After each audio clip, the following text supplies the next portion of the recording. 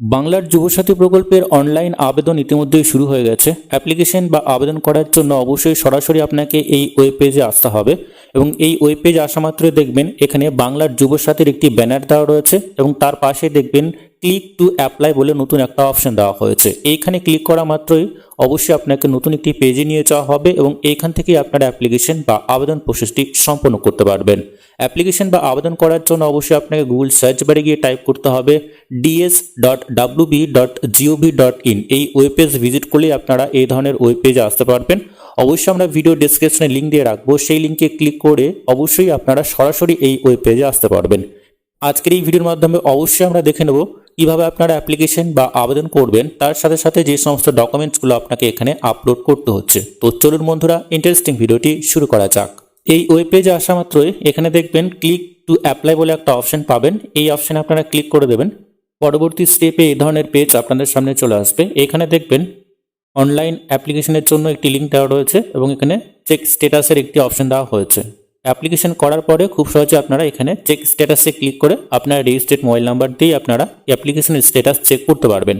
এবং যারা আপনারা আবেদন করবেন সেক্ষেত্রে অ্যাপ্লাই অনলাইন বলে একটা অপশন পাবেন, এইখানে ক্লিক করবেন। তার আগে অবশ্যই আমাদেরকে দেখে নিতে হবে যে সমস্ত ডকুমেন্টসগুলো আপনাকে আপলোড করতে হচ্ছে। এখানে মাধ্যমিকের যে অ্যাডমিট কার্ড অবশ্যই 2 MBর মধ্যে পিডিএফ ফরম্যাটে আপনাকে রাখতে হবে। তারপরে এখানে নিচের দিকে দেখবেন মার্কশিট রয়েছে, সেটাও 2 MBর মধ্যে পিডিএফ ফরম্যাটে রাখতে হবে। আধার কার্ডের কপি সেটাও পিডিএফ ফরম্যাটে 2 MBর মধ্যে রাখতে হবে ম্যাক্সিমাম। এখানে ভোটার কার্ডের যে পিডিএফ ফরম্যাট সেটাও এখানে 2 MBর মধ্যে অবশ্যই আপনাকে রাখতে হবে ম্যাক্সিমাম 2 MB। তারপরে ব্যাংকের যে পাসবুক রয়েছে বা ক্যান্সেল চেক সেটাও 2 MBর মধ্যে এবং পিডিএফ ফরম্যাটে রাখবেন। SC ST OBC সার্টিফিকেট এটাও পিডিএফ অনলি 2 MBর মধ্যে রাখবেন।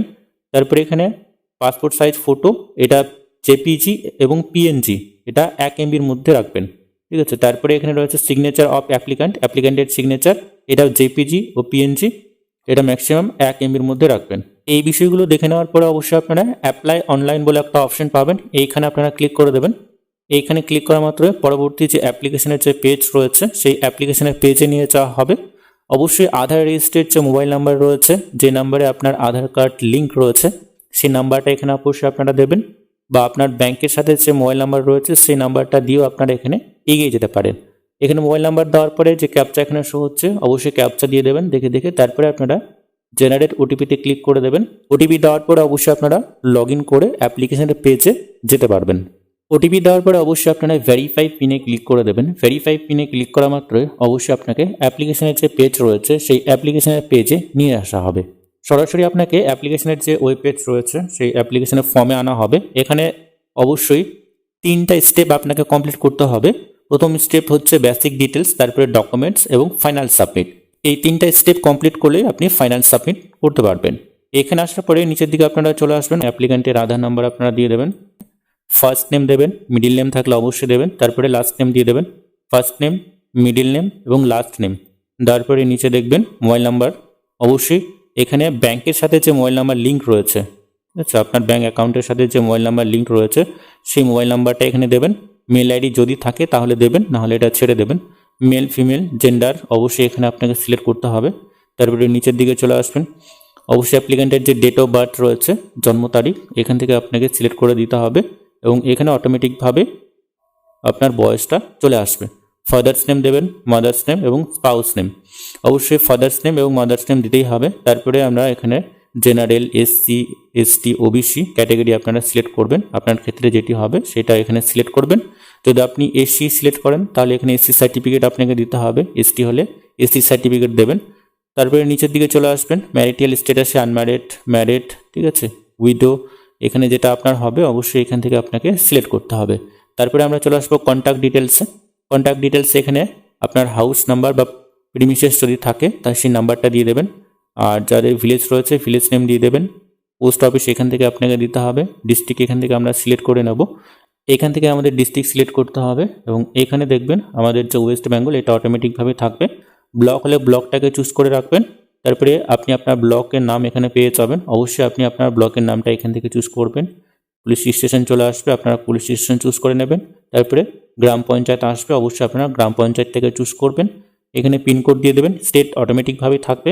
নিচের দিকে চলে আসবো আমরা আমাদের মাধ্যমিক পাশের যে বোর্ড রয়েছে সেই বোর্ডটাকে আমরা এখান থেকে চুজ করব। আপনার যে বোর্ড হবে আদার্স হলে আদার্সে ক্লিক করে আপনারা টাইপ করে দেবেন। তো আমাদের ক্ষেত্রে WBBSE এটা আমরা চুজ করব।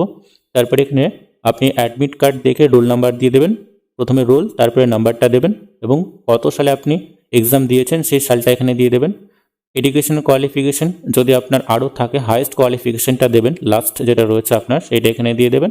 এবং এখানে প্রেজেন্ট যে প্রেজেন্ট অকুপেশন যদি আপনার থাকে তাহলে দেবেন, না হলে এটা নাথিং করে দেবেন বা নো করে দেবেন।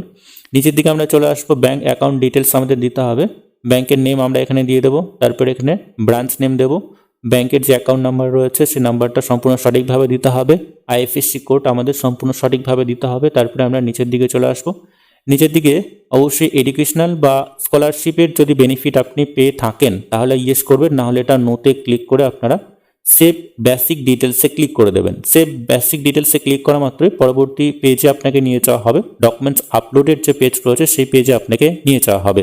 বেসিক ডিটেলস সেভ হওয়ার পরে দেখবেন পরবর্তী স্টেপে এই ধরনের পেজ আপনাদের সামনে চলে আসবে। এখানে ডকুমেন্টস আপনাকে আপলোড করতে হবে। যে সমস্ত ডকুমেন্টসগুলো অবশ্যই আপনারা স্ক্যান করে PDF ফরম্যাটে রাখবেন।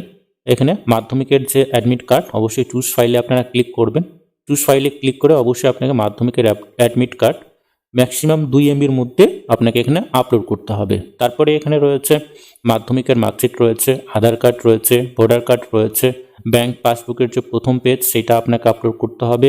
তার সাথে সাথে রয়েছে SC ST OBC সার্টিফিকেট আপনাকে আপলোড করতে হবে। তারপরে রিসেন্ট পাসপোর্ট সাইজ ফটো আপনাকে আপলোড করতে হবে JPG বা PNG ফরম্যাটে। তারপরে JPG বা PNG ফরম্যাটে সিগনেচার আপলোড করতে হবে অ্যাপ্লিক্যান্টের। এই সমস্ত ডকুমেন্টসগুলো আপলোড করার পরে সেভ ডকুমেন্টস আপনাকে ক্লিক করতে হবে। ডকুমেন্টসগুলো এখানে সেভ হয়ে যাবে এবং পরবর্তী স্টেপে ফাইনাল যে সাবমিটের যে প্রসেস রয়েছে সেইখানে আপনাকে নিয়ে যাওয়া হবে। চুজ ফাইলে ক্লিক করে অবশ্যই পরপর আপনারা এই ডকুমেন্টসগুলো এখানে আপলোড করে দেবেন।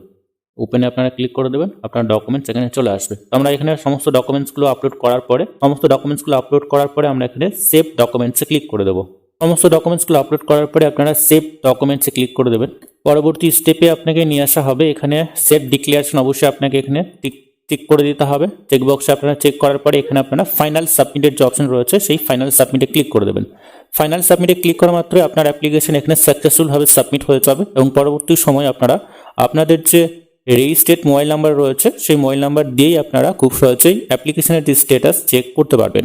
আজকের এই ভিডিওর মাধ্যমে এইটুকুই। পরবর্তী বা নতুন আপডেট যদি আসে অবশ্যই আমরা আপনাদেরকে জানিয়ে দেবো। তো ততক্ষণে বন্ধুরা প্রত্যেকেই সুস্থ এবং ভালো থাকবেন।